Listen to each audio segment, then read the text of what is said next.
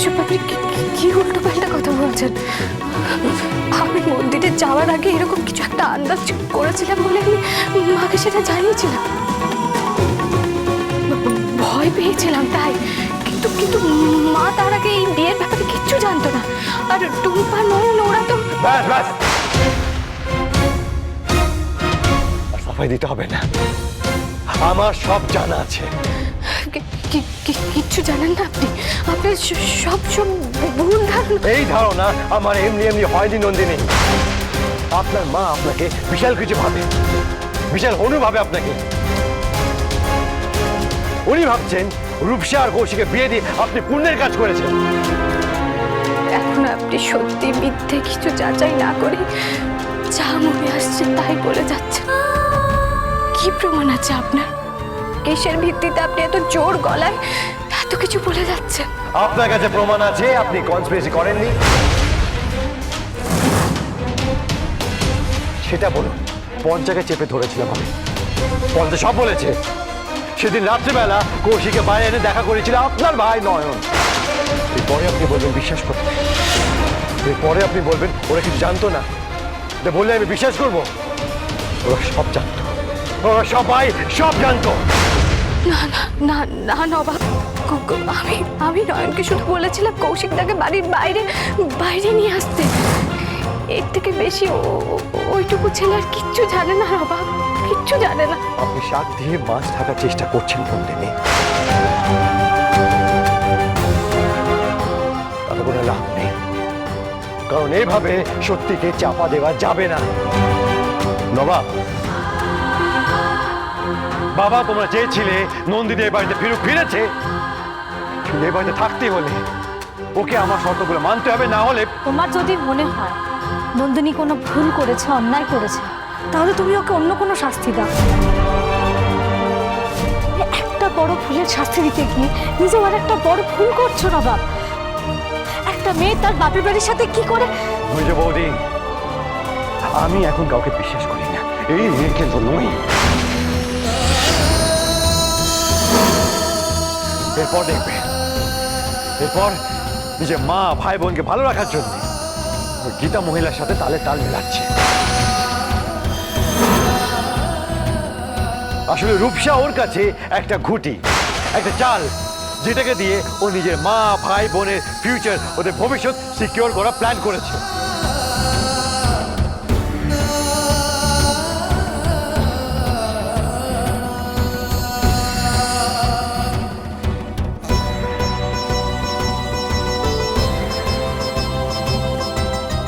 ওনার এই ধারণা আমি এই মুহূর্তে বদলাতে পারবো না বাবা,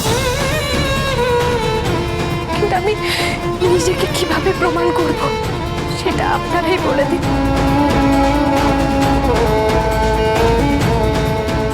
আচ্ছা, আপনারা আমাকে বিশ্বাস করছেন না, কিন্তু রূপসাকে তো করেন।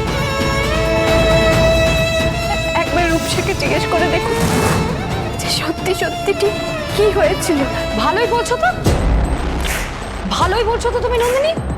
কাকে জিজ্ঞেস করবে? রূপসাকে? রূপসাকে যদি এখন জিজ্ঞেস করা হয় রূপসাকে কিছু বলবে, কারণ ও তো গীতা কাকিমার ভয়ে তোমার এগেন্স্টে মুখই খুলবে না, তাই না? এমন ভাবে আমার দিকে আঙুল উঠছে, তারপর সবার মনে আমাকে নিয়ে বিভ্রান্তি হওয়া খুব স্বাভাবিক। কিন্তু মা, আপনি তো আমাকে বিশ্বাস করেন মা। বিশ্বাস? বিশ্বাস কথাটাই কেমন যেন ঘোলাটে হয়ে গেছে। যেখানে নিজের মেয়ে এমন একটা কাণ্ড ঘটিয়ে বসলো, সেখানে আর তোমাকে কি বলবো বলো তো? তুমি তো বাইরের, অন্য বাড়ির মেয়ে। তবে আমার কাউকে দোষ দেওয়ার নেই, সবই আমার কপালের দোষ। কপাল, সবই আমার কপাল।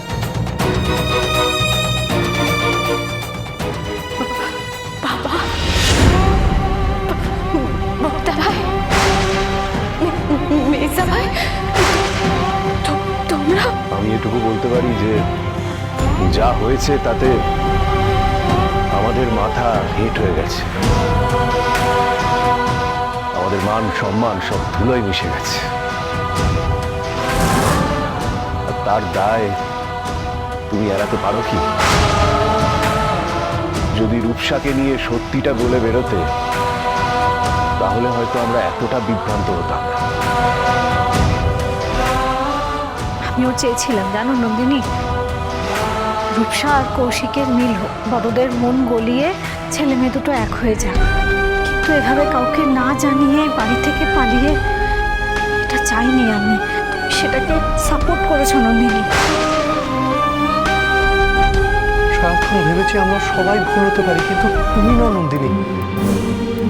আজ যেন সব কেমন মুখ গুলিয়ে গুলিয়ে যাচ্ছে। ঠিক ভুল কিছুই যেন বুঝতে পারছি না, খালি মনে হচ্ছে যেটা হলো সেটা ঠিক হলো না। অনেক ইমোশনাল কথাবার্তা হয়ে গেছে। নন্দিনী, এবার বলুন, আমার শর্ত নিয়ে কি ভাবলেন আপনি?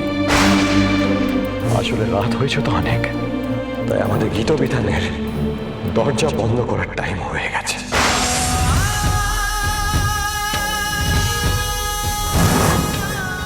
এভাবে আপনারা সবাই আমাকে দূরে ঠেলে দিলেন, একা করে দিলেন আমায়। এত বড় শাস্তি কি পাওনা ছিল আমার? বাপের বাড়িতে আর কতটুকু সময়ই বা যা, মেনে নাও নন্দিনী। এসো ভেতরে এসো। মা গো, বাবা চলে যাওয়ার পর আমি তোমাদের সবার দায়িত্ব নিয়েছিলাম। তোমাদের ভরসা জুগিয়ে বলেছিলাম তোমাদেরকে আমি ভালো রাখবো, কিন্তু যদি যোগাযোগই না করতে পারি আমি কিভাবে কি করব? এদিকে আমি যে খাদের ধারে দাঁড়িয়ে আছি মা, আজ নবাবের শর্ত না মেনে ফিরে গেলে তুমি সেটা মেনে নিতে পারবে না, আর গেলেও থাকবোই বা কোথায়? তোমাদেরকেই তো গীতা কাকিমা বাড়ি থেকে বের করে দিচ্ছিল, এখন রূপসাও বাড়িতে আছে। আমার ওখানে গিয়ে ওঠা কোনোভাবেই সম্ভব নয়। চাকরিটাও নেই যে একটা বাড়ি ভাড়া নেব, রাস্তা একটাই খোলা। নবাব যা বলছে সেটা মেনে নাও। তোমার মেয়েকে ক্ষমা করো গো মা, ক্ষমা করো। আমরা কি সারা রাত আপনার মুখের দিকে তাকে দাঁড়িয়ে থাকবো? রাজি কিনা বলুন, না হলে রাজি।